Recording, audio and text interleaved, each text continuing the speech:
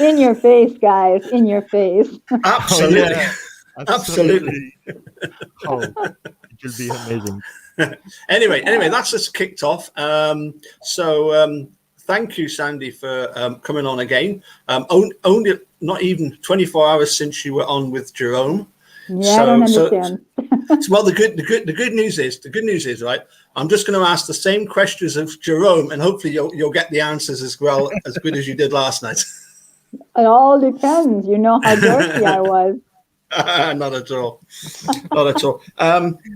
First things first, have you got your beer handy? No, I don't. I'm sorry. I'm just waiting for my dinner to get ready. All right. Well, that was Jerome challenging me to see if I could drink my pint as quick as you could drink yours, because apparently your beer drinking is legendary. I'm sorry. I'm drinking him. a Dr. Pepper. I'm sorry. Nah, you're not drinking. That's Dr. not Pepper. Dr. Pepper, is it, Jerome? That can't be. Is it really? Yeah. I thought it was a dark beer too. Okay. Well, bottoms up, guys. No. Cheers to everyone. Yes, cheers. Sandy, I can't remember the last time I had you on for a chat, but it feels like ages. But I think it was just after the summer, wasn't it? Yeah, it wasn't too long ago. It must have been in early fall. Yeah, probably. I don't know. I don't remember. Yeah. And we were reminiscing about the rally, which would have been in 2019. Yeah. June the 13th, 14th, 15th, and I don't remember the date either, but it was the middle of June. Yeah. Yeah, should have been the middle of summer, but it was a bit chilly. Yeah, it was a horrible day. Windy. It was. Yeah. Oh. Yeah. It got to the state where, by about 4 o'clock in the morning, I couldn't remember what we'd done, but there was some rather embarrassing footage to show that we'd had a real party. Oh, I think you guys had fun.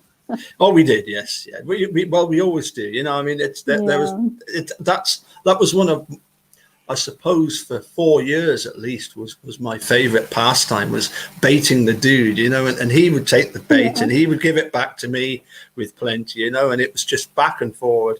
It was constant, you know, and it was good fun. And it was him that had pestered me the year before to go to Manitowoc, and I wasn't able to, but certainly did this time, or last time. Now, I was going to ask you all about the 1974 Dodge Charger, but I think what we'll do is we'll save that question for Pete Dassey on Saturday. Okay, Jerome? Yeah, I think we'll have a talk with him about the Dodge. It's a good idea. Yeah. Unless you'd particularly like to tell us what you think of Dodge Chargers from 1974. Yeah, it's a really good question. So I have a lot of things to say, but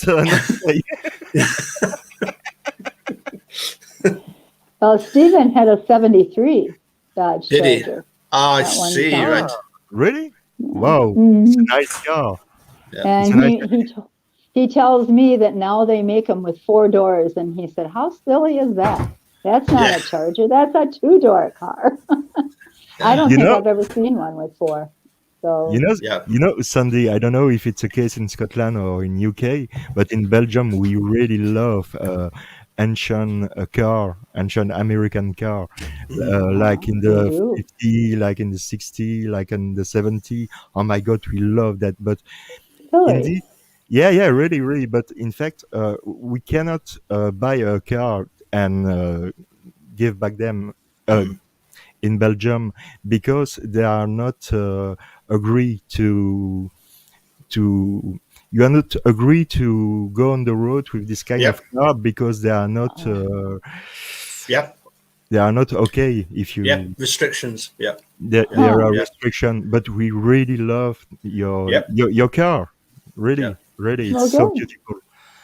And Jerome, you'll know about this. Sweden has got probably the biggest American car culture of in the world, hasn't it? Apart from obviously America, but Sweden, really, really popular.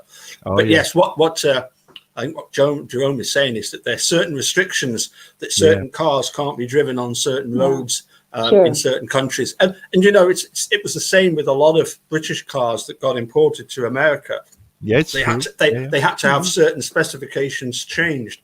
Particularly noticeable was the MGB GT sports car. It had chrome bumpers, but in order to go to America, it had to have rubber bumpers put on it because they were deemed safer. Oh, really? Yeah. They had to put these black rubber bumpers on it. But anyway, it's one of the ways that you can sort of age how old is an MGB GT. Anyway, we're not here to talk about MGBGTs. We're not, huh?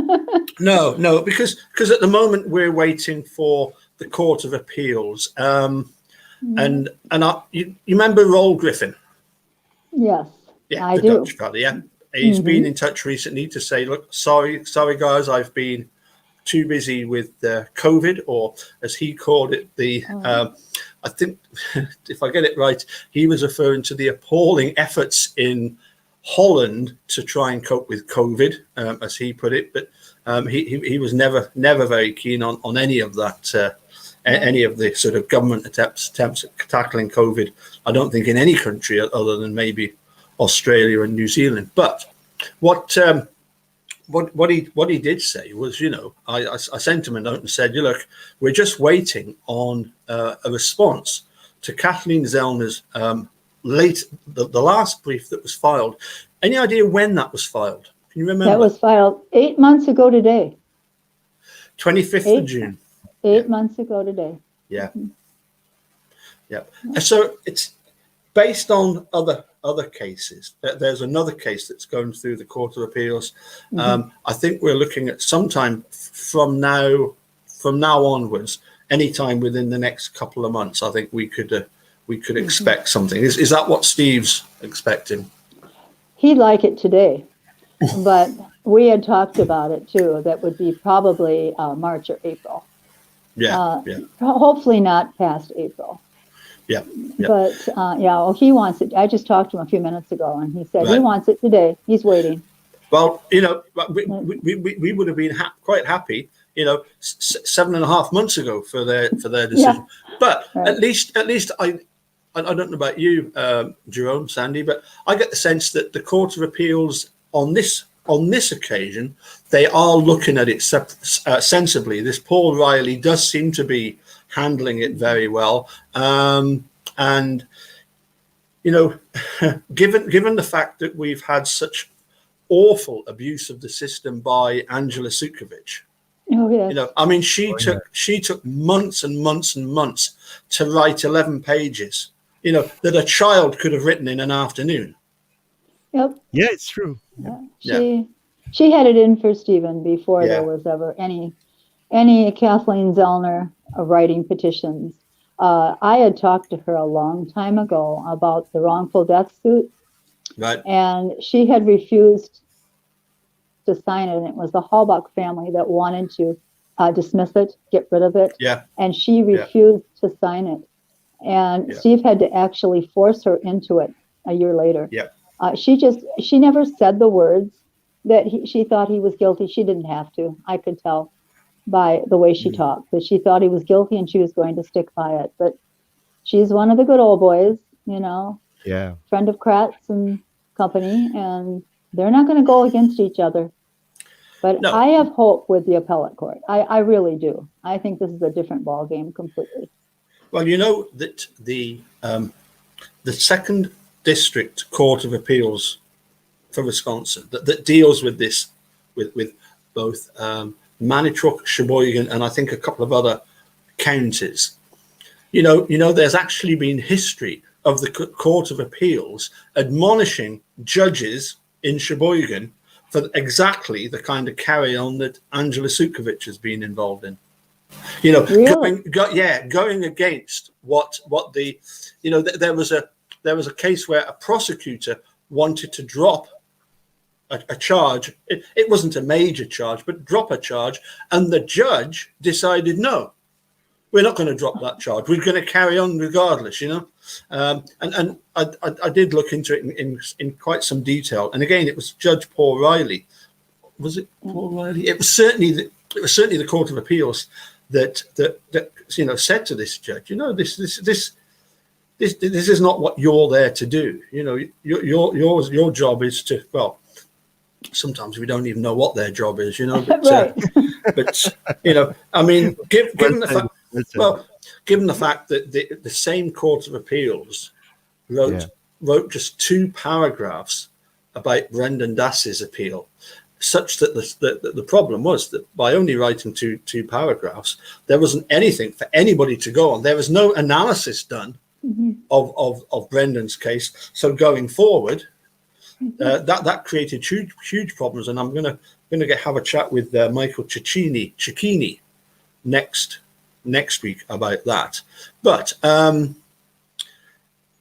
wanted to ask you, Sandy, about at the time of the trial, you were able to see some of it on telly. All of it, yeah. Most of it. They had it all on, of course. It was a big deal around these parts. Yeah. And at the time, was it? Well, I'm not going to try and put words in your mouth, but were you sort of thinking this guy could be innocent? I knew he was innocent. Right, even at the trial. There was no doubt in my mind from day one. The only time that it crossed my mind, and I think I've said this maybe with Richard, was after Kratz's horrible press conference. Yeah. Just for a split second, I thought, oh my goodness. Yeah. Have I been wrong?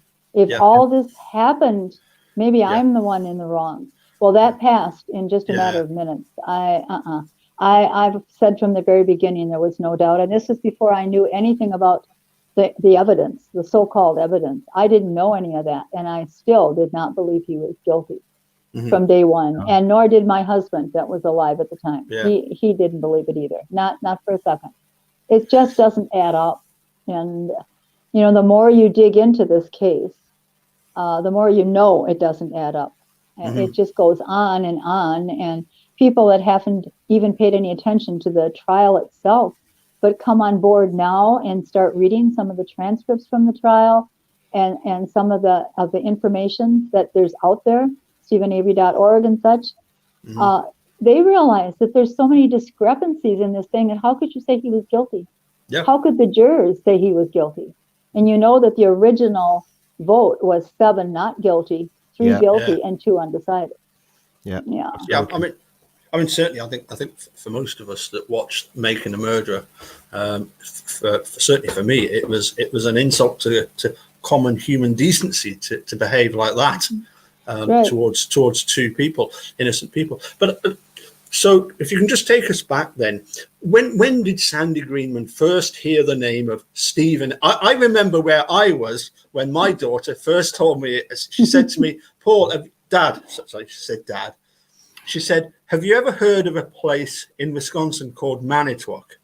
And I said, "No, I've heard of Green Bay. Have you heard of somebody called Stephen Avery?" Now, I distinctly remember the moment I first heard the name Stephen Avery. When did Sandy first hear the name Stephen Avery? When he was let out of prison the first time. Yeah. When he walked out the door.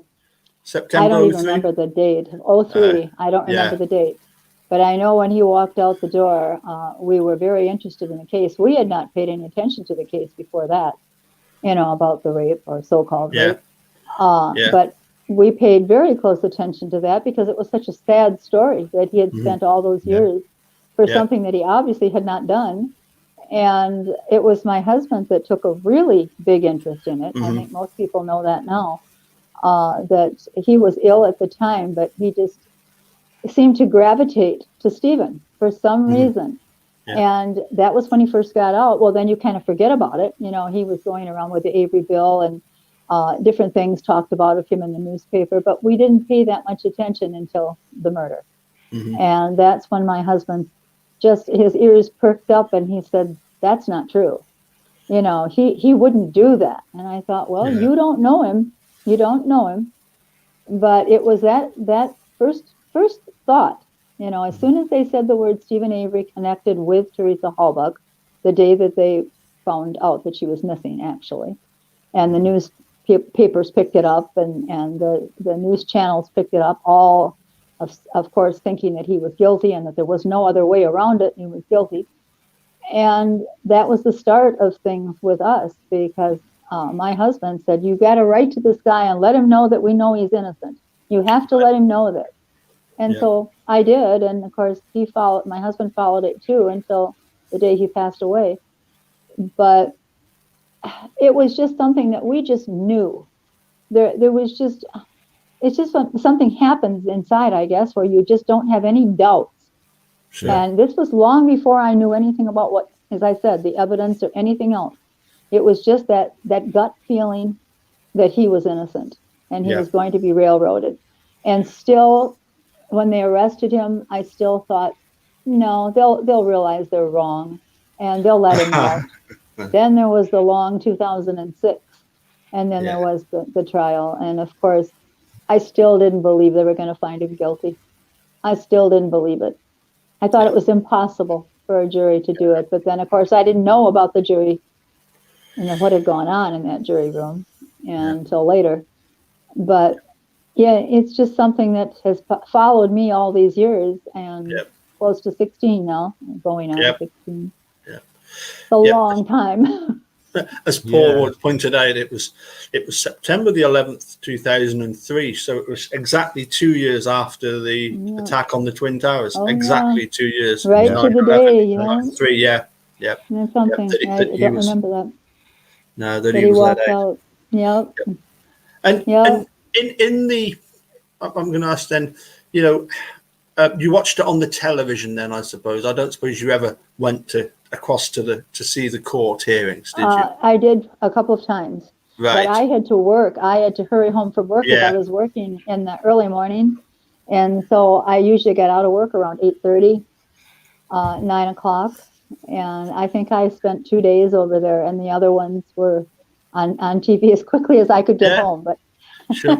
You didn't happen to see two fairly young female student filmmakers there at the time, did you?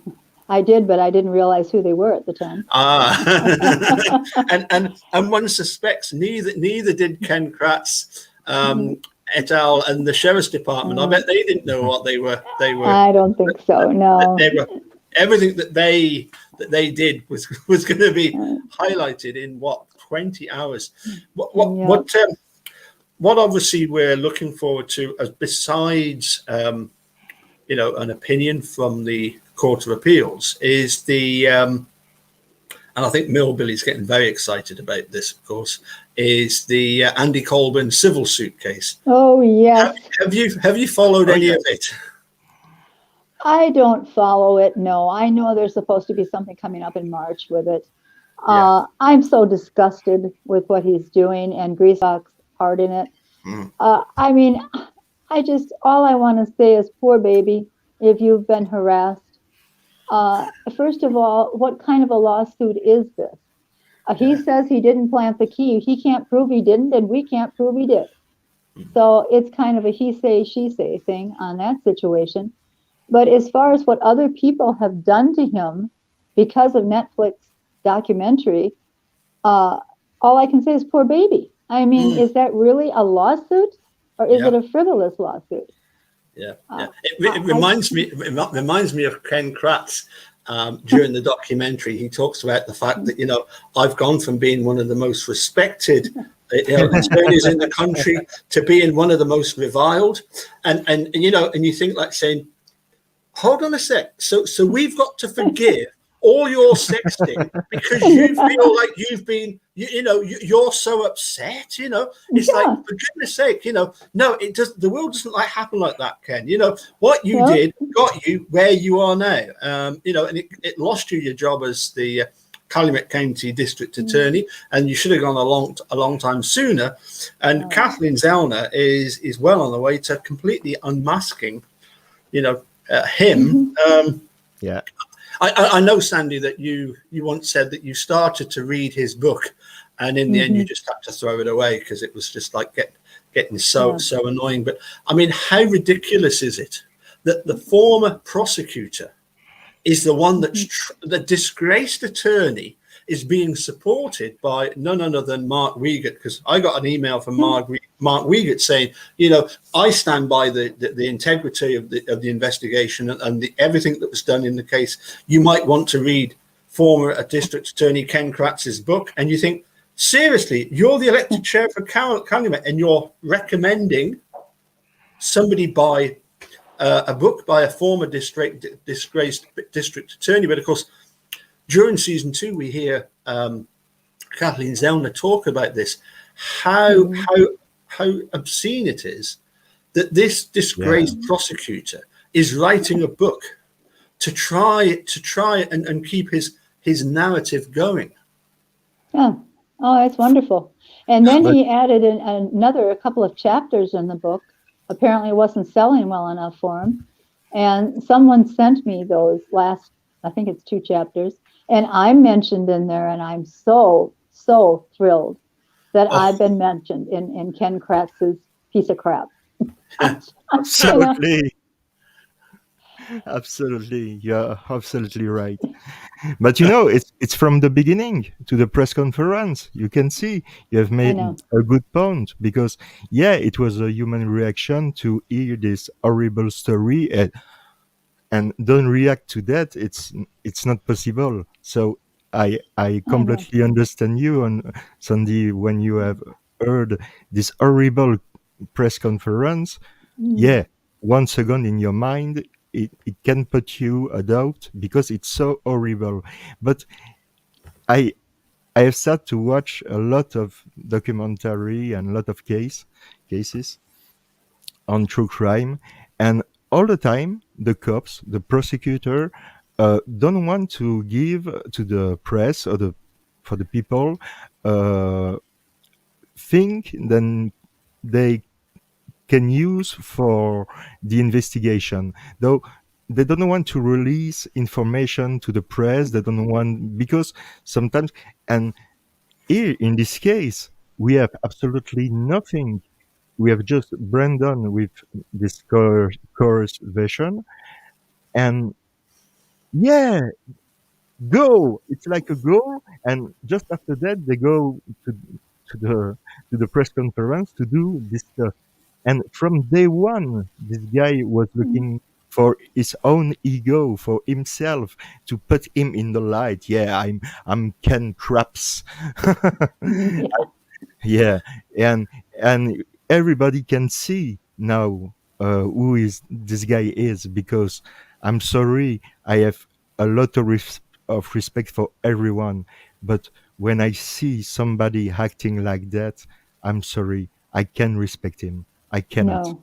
I cannot. No, you can't. No way. There is no way. Anything like he actually said in that press conference was just appalling. Mm-hmm. And not only, like you said, they usually don't want to let out information, and he added information. Yeah, absolutely. And he had absolutely no proof to go on. And Brendan's confession, if that wasn't coerced, I've never heard the meaning of the word. And it was, and there's absolutely nothing in proof, actual proof, that goes along with his stupid his stupid press conference. Yeah. It was all just, it was a horror story. That's what it was like. Yeah, really. It just, I'm sure that people sat like I did, my mouth hanging open, like, you've got to be kidding me. And you're telling this on television, and everyone's hearing this. Talk about tainting a jury. Yeah. They already heard this. Yeah. And they can say all they want. The jury doesn't, they could say that they didn't know anything about the case, but they did. In the small town that we have around here, they've heard it. Everyone heard it. It was all over newspapers and TV and radio. And what he did was really a punishable act, I'd say. Yeah, it's true. But, it's absolutely. It's against the rules of ethics, and there was. I'll come to what I was going to ask you later on. Next week, I've got Michael Cicchini. Have you read his 2 books, Convicting Avery and the Bizarre Laws that convicted him? And also, he's done Anatomy of a False Confession, where he looks at Brendan's case. Very, very good author. Well worth having a look at. I'll send you the sort of screenshots of them. Thank you. And see if you're able to pick them up. I think certainly Convicting Avery is a very, very interesting book. He actually touches on the fact that, as bizarre though the press conference was and obscene as it was, he was able to get it through on this ethics rule on the bizarre fact that because the secretary or whoever it was in the courthouse had then put that in a file or typed it, onto a report, that was then apparently it was then public knowledge, and that's why he was able to then come out with this press conference. But what I wanted to ask was, maybe he's right. He's right. What on earth are the press and the media doing? Just parroting everything that they say as if it must be true. Oh yes, they have done this from the very beginning. Yeah. And I was going to ask you about Andy Colburn. Sorry, at the trial, because he is grilled for about a day by Dean Strang, and I don't know if that was one of the days that you went along to enjoy, because hear him being torn to shreds by Dean Strang. If you ever get a chance to read the transcript, very, very good. But of course, at the end of the day, you get this press conference where Dean Strang is being asked by, I think it's Anjanette Levy, who says, yeah, were you not being a bit hard on Dean on Andy Colburn? This is a guy that puts on a badge and carries a gun, and was going on about the fact that his kid at school will be will be all upset because the other kids will be laughing about his dad being on TV. I mean, for goodness sake, I mean, is that really the job of the media? No, absolutely not. No, it's not. And yeah, she works, or did. She left the station. She worked at Channel 5, which my son works for. Right. And so he got to know her pretty well. But she was at the trial every day. Yeah. And very much against Stephen. And they all were. Yeah, oh, really? yeah, I'm sure. Oh, yeah. I mean, this every single station around here was definitely not a fair and balanced report. It was all that he's this murderer. And of course, they didn't put it in those words, but it was all in the prosecuting attorney's favor. Just everything that was said was pro law enforcement, anti-slavery type thing. And that influences people too. They listen to the news. They not only listen to the news, they read newspapers. It's on the internet all over about this horrible human being that killed this poor young girl. And if they had just once gave Stephen the benefit of the doubt, one station would have been good. But not as far as I know. Nobody gave him the benefit of the doubt. Not at all. And mentioning Colburn. Mentioning Colburn, you realize how nervous he was on the stand. Yeah. I thought he was going to wet himself. He really was nervous when he was being cross-examined. And to me, I thought just one more word and you might break. Yep. You just might tell the truth. Yeah. But he still has not. So no. And I wanted to see Kathleen. I wanted to see Kathleen Zellner get a hold of him. That's what I want to see. Reminds me of that film, There Will Be Blood. But you're right, Sandy. Stephen was judged by the media before the trial. Yep. So, he was. Yeah. And it's completely unfair. And how can you have a fair trial if you are already convicted by, in the mind of everyone, because you have saw this horrible story? It's impossible. I think everybody is okay with that. But it's possible in real. I mean, and you have lived this. You have lived this. Oh, sorry. It's my cat. Meow. It's Len Kaczynski come after you. Oh no. My cat. Okay, it's my cat was playing with my snake because I have a snake, Yeah. Ooh. And the cat and the snake are not really Yeah. friends. So Yeah. Okay. Yes. I'm Yes. Yes. sorry. I'm sorry. I'm sorry. Maybe You, the cat has something to say. Maybe he has an opinion Yeah, on this maybe. whole thing, you know? Maybe because in this case nothing makes sense, so we can maybe ask Right. to a cat. Maybe he have a Uh, better opinion than Len Kaczynski or Oh, I'm Mike sure. Kelly or this kind of strange Oh, stuff. Because oh my god, oh, so I he's prefer to bad. talk with a cat than to talk with Kaczynski or Kelly for sure, or Kratz even. I prefer to talk Yeah. with my cat. It's more quiet and it's Yeah. more. Yeah. Oh, yeah. Kaczynski is something else. He has his own story to tell. I Yeah, can't believe that he did what he did to Brendan. it's You know, horrible. Kaczynski should never have been involved No, in absolutely. it at all. Mhm. I think. No, I think Brendan.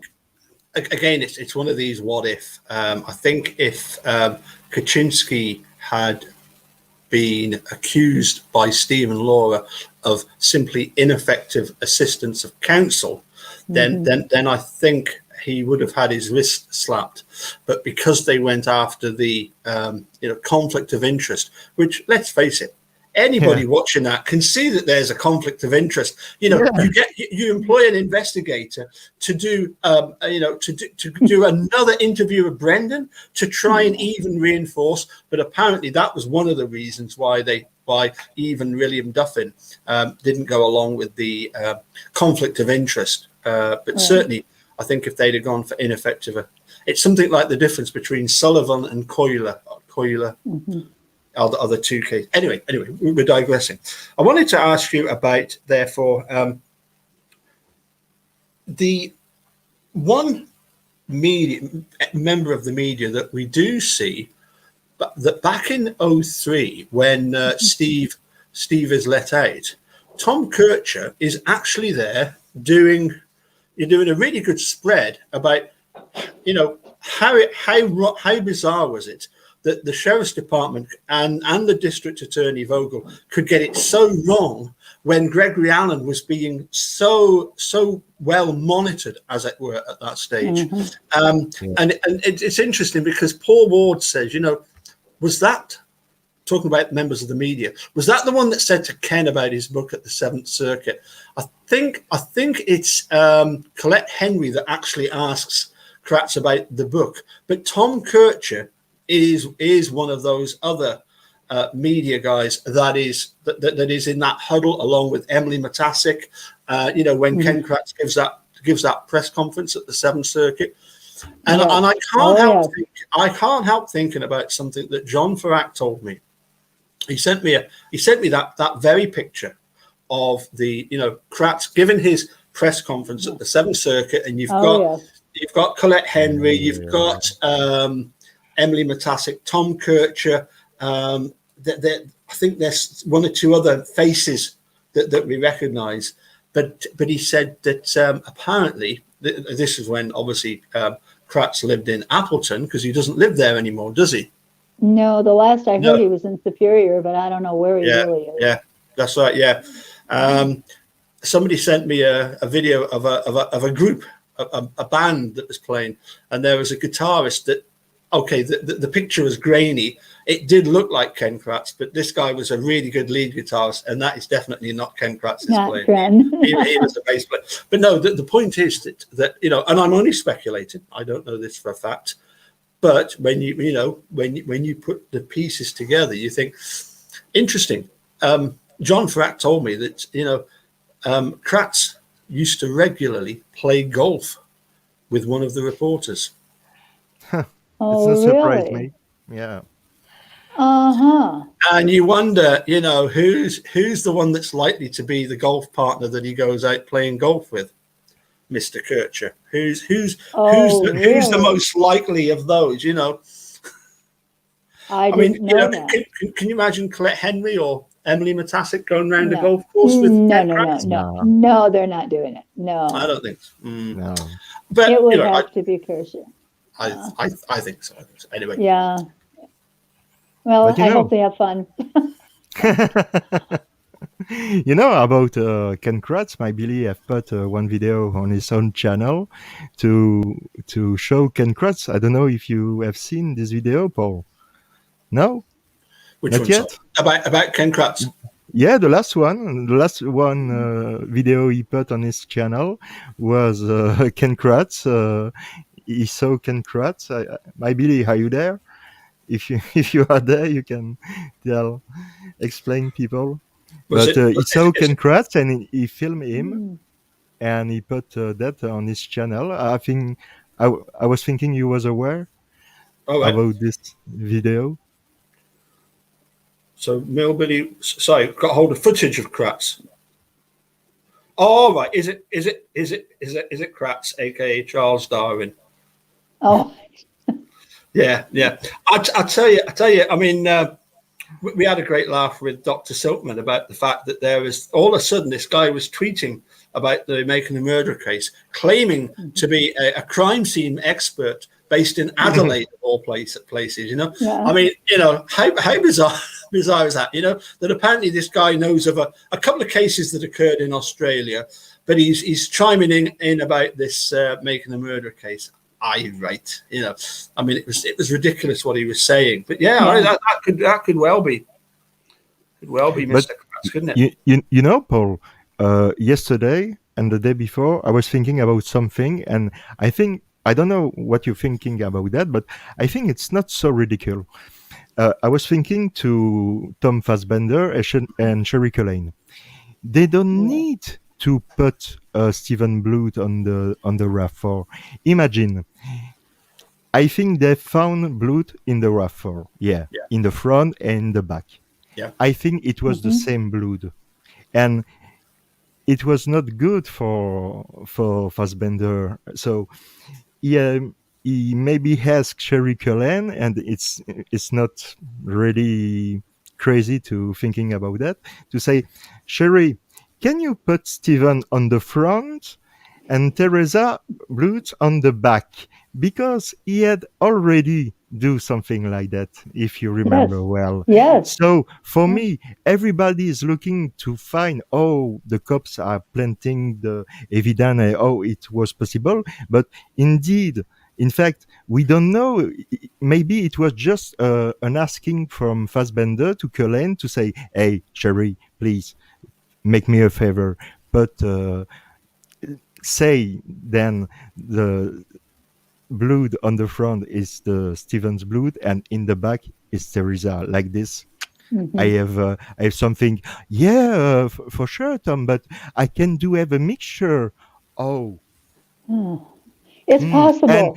And did you find a mixture of blood or DNA in the wafer? No, nothing, absolutely nothing. So it's really possible. I don't know what you think about that, but it's just a theory. But it's so easy to do. Yeah. Just saying to Well, that's the thing. Anything is possible with this case. yeah, Anything. And when he asked once to put Teresa in the garage, yeah. he could ask to be put Stephen's blood here, put Teresa's blood there. They could do I know, anything because I look at know. all the stuff they've done that we know they've done. So anything's possible. Yeah, There's no yeah, way yeah. you don't know. no, I And think it's one of these things, isn't it, that we just have to test it. But I mean, of what we do know already is that there's this bullet that supposedly went through Teresa's skull that we've now right. discovered has got no, bits of wood in it. yeah, Rather scurrilously, I must admit, when we were out at the salvage yard, there was a little bit of the garage, at the back. It's like falling away completely, isn't it? So I Yeah. found a little bit of wood on like paneling on the floor, and I went across to Eric Cozy and I said, "Here you go, dude. Here's a bit of Teresa." Because it is so stupid, isn't it? yeah, yeah, yeah. It's This true. would appear, Yeah, it's but true. Yeah, but where they've really shot themselves in the foot is to Oh, hand back yeah. these cremains, and to do it so surreptitiously. They waited until the Court of Appeal had denied Stephen. 2 days later, they're handing these bones back, knowing full well it's not going to go to the Supreme Court. And the fact that the ones that have conspired to hand it back, Norm Garn, guy, you actually wrote the statute, but it's a case of do as I say, not as I do. It's okay. It's okay for me to do it because this is Stephen Avery. This is the Holbachs, Mm-hmm. Yeah, I've always laughed about the Gone thing. He disrupted everything by what he did, and he went against his own law. That's what he did. So, I mean, I'd love to get him in a dark room. Ask him several questions when he's under stress. Yeah, I mean, he's another of my favorites. And I know, and I say that with quotation marks around it, favorite. Because what he did is just, it's unbelievable. And of course, all of them, it's the same thing. But you don't know what any of them have really done. You just don't know. That's right. I've got two more questions. The first one is to do with, obviously, I've got my Eagle Nation shirt on today because the lovely Linda is off to Nina tomorrow morning because there's a press conference to do with it. So we're looking forward to that. Have you followed much of the Michael Funk situation, Sandy? Yeah, I was right there when it happened. I was parked on the side street and watched it go down. Wow. Yeah, that was a sad situation. It was a mess. It was a total mess. Yeah. I think what's interesting there is that last night and tonight we're getting the second part of this documentary about the Luke Mitchell Jody Jones case here in the UK, just 25 miles north of me. And what they did in the first episode was they got these very neutral, but former police, but actual investigators to look at the case. And of course, over there at Nina, that's what this press conference is also about, isn't it? There's this private investigator that's looked at the situation, and so we look forward to that. But my final question actually is it's a bit of a long one, I suppose. But Donna, do we think if the Court of Appeal go in Steve's favour, whether the state will simply fold? Ladies first. I can't see them folding. I just can't see them do it because I've been disappointed so many times. However, I think it would be the best thing for them if they did. It would save them a lot of grief if they would just fold and just say, we were wrong, we made a mistake, whatever they want to use. Just call it quits. Yeah. That's what I'd like to see them do. I don't know. I've had so many ideas of what I thought was going to happen, and of course what I wanted to happen, opposite of what I thought was going to happen. It's so hard for me to believe that all these people would be able to go against the law, go against two human beings' lives, and continue with it forever. With all the public opinion that's out here now, with all the supporters that know what went on, or think they know what went on. A lot of the different opinions on that too, but they still feel that Stephen and Brendan are both innocent. So does the state really want to carry this charade or whatever you want to call it the rest of years, or what? Do they really want to do that? Do they want to go to court? Do they want to give them another trial and see their case in shambles? Because that's what's going to happen. Yeah. And I don't know what they're going to do, but it's so hard for me to believe that they would fold. But why not? Why not?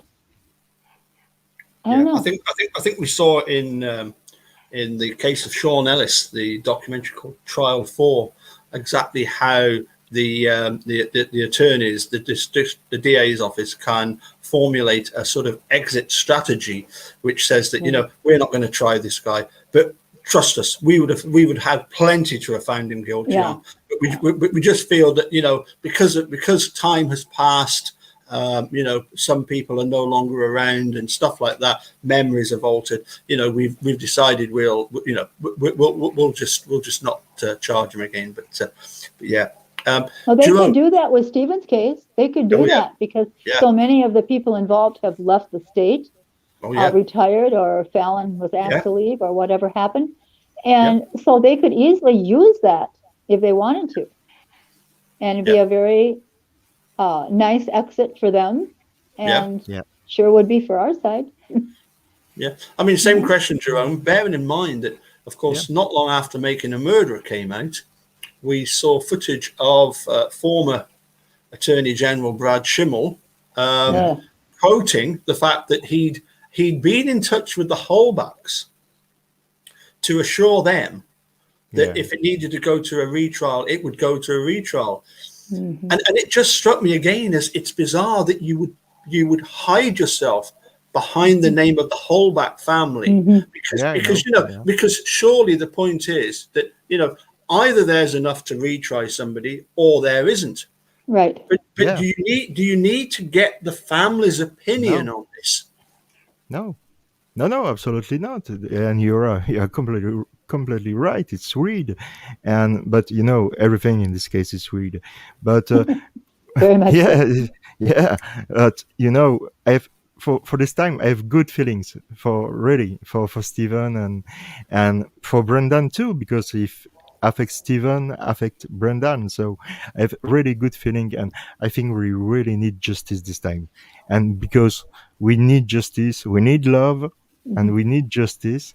And this time I really have good feeling, because with all this weird thing, I think, to have all the time this question in your mind and all this stuff all the time, it's not all the time good for people to have this.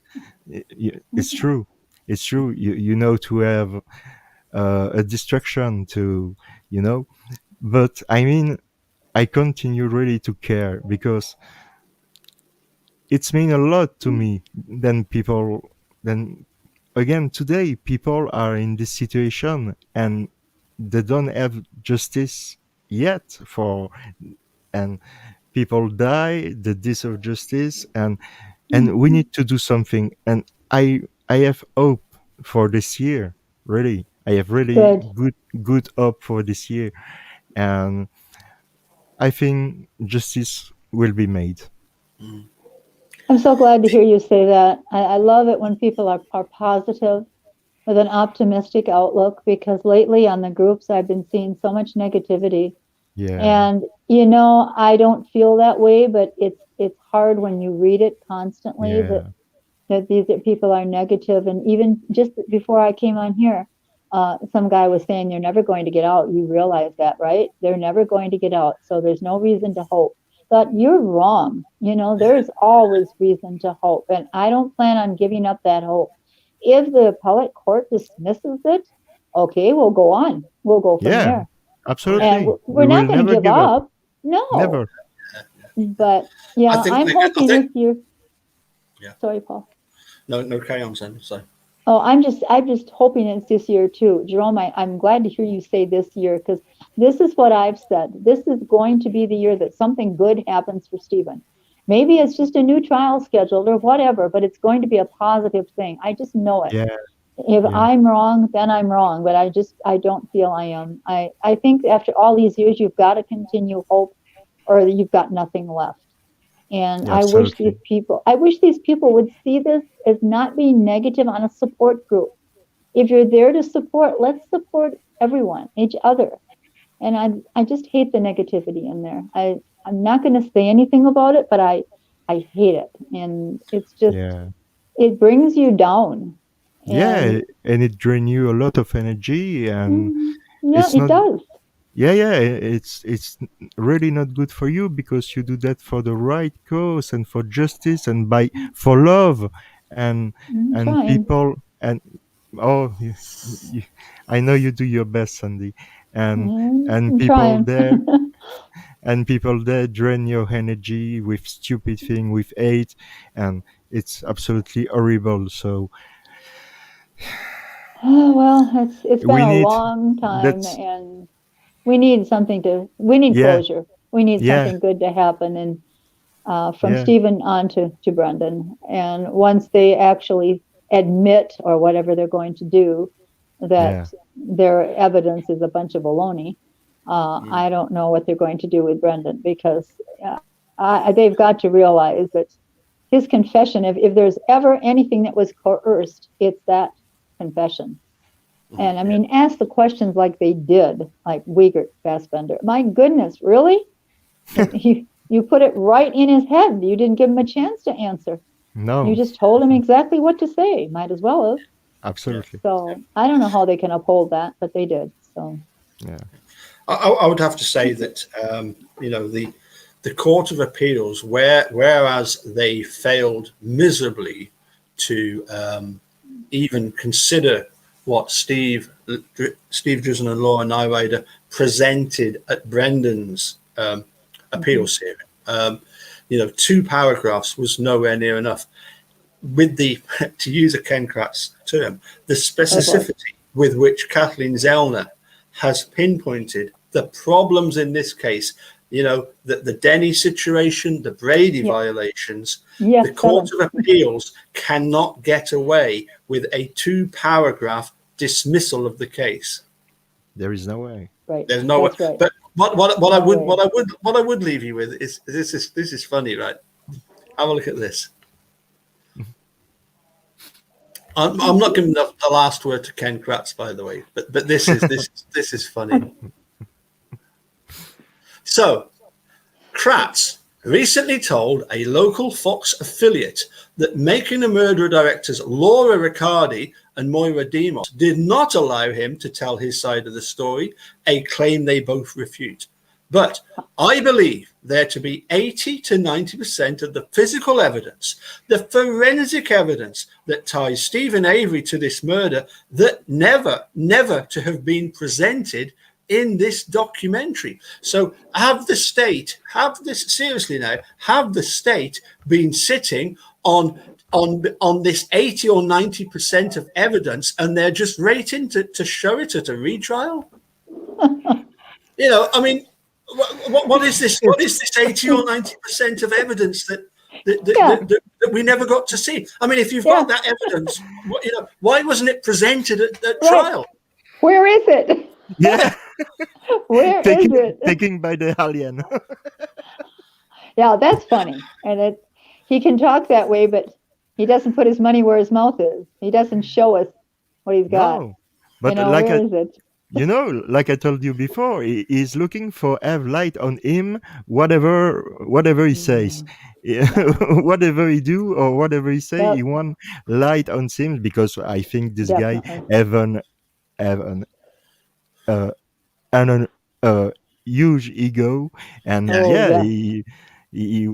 he likes that, he loves that. So Oh, yeah, yeah. And he likes but to hear he likes to hear himself talk.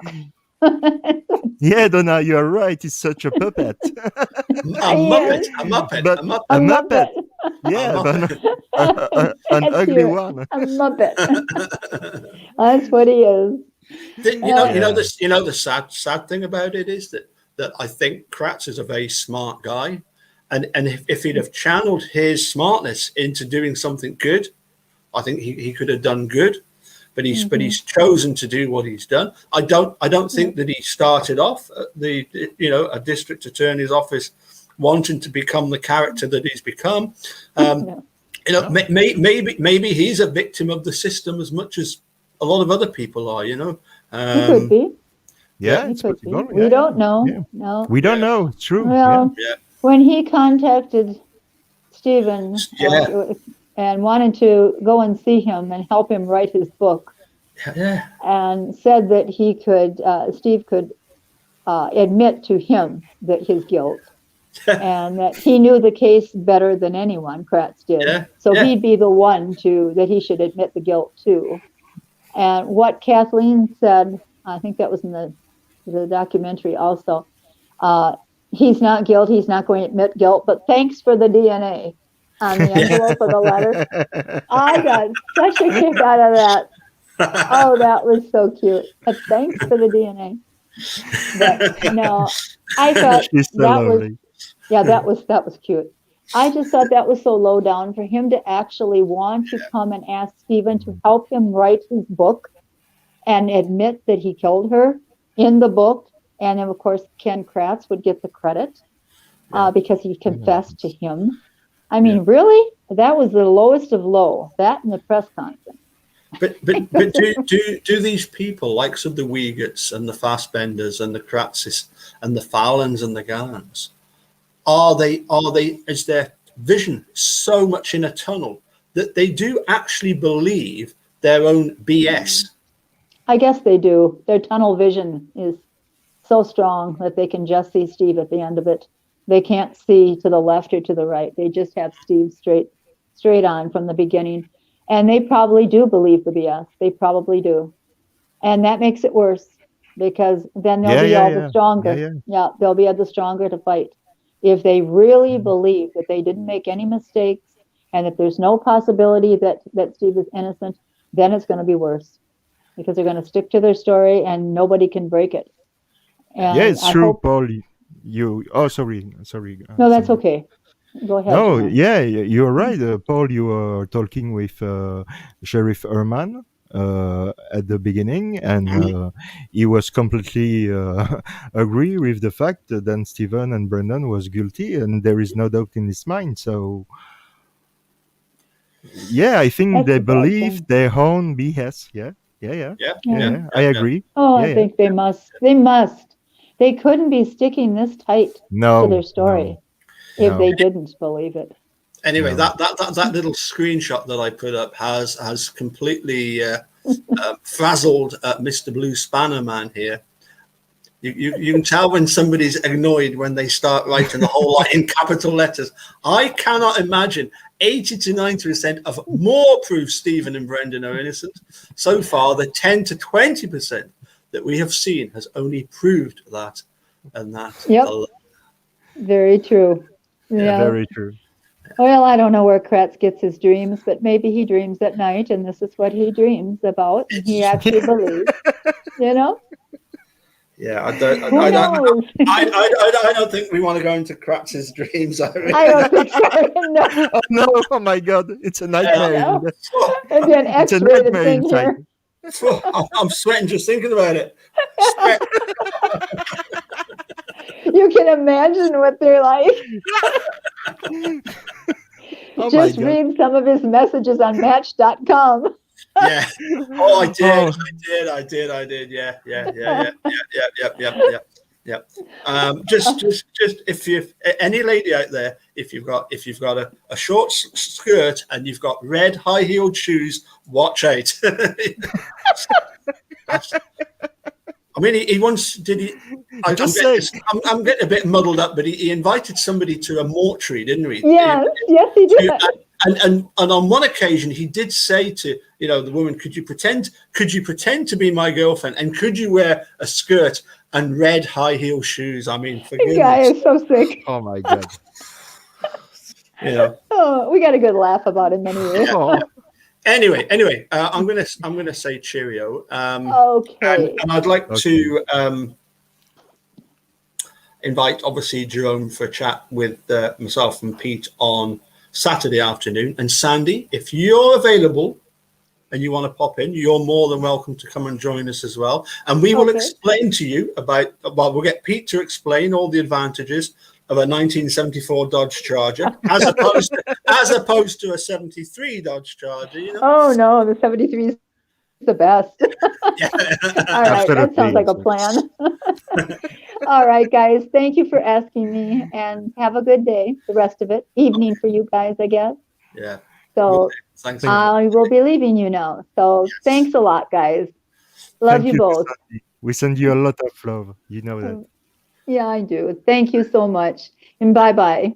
Thanks, Bye-bye, Sandy. Sandy. Thanks, Jerome. Thanks for everybody in the chat. Bye, Paul. Bye for And now. if you have done already, please subscribe. Ah. And this guy, see you.